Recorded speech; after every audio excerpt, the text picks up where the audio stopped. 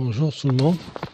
Alors, je commence par remercier le professeur Hafidi pour avoir déposé pour moi la présentation suivante, dans laquelle je ne vais pas résoudre les exercices en 1 de la série 3, mais plutôt je présenterai une résolution générale de l'équation de Schrödinger en incluant tous les cas possibles. D'accord. Alors je commencerai par présenter l'équation, après je discuterai des conditions de résolution, et finalement, j'applique ces conditions de résolution au cas du potentiel discret pour une discontinuité finie qu'on trouve dans l'exercice 1,4 et une discontinuité infinie qu'on trouve dans l'exercice 2 et 3.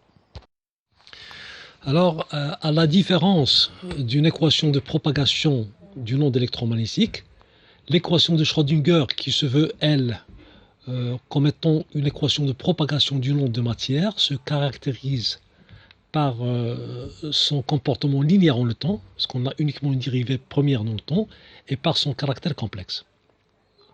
Alors, pour comprendre la signification de cette fonction, de cette équation, on peut procéder par les étapes algébriques suivantes. On multiplie l'équation par le conjugué de la fonction d'onde phi', on prend le conjugué de l'équation obtenue et on somme les deux membres pour mettre cette équation finale sous forme d'une équation connue sous le nom d'équation de continuité.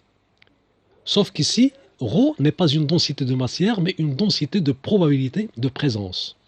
Et J, et donc finalement J est un courant de probabilité.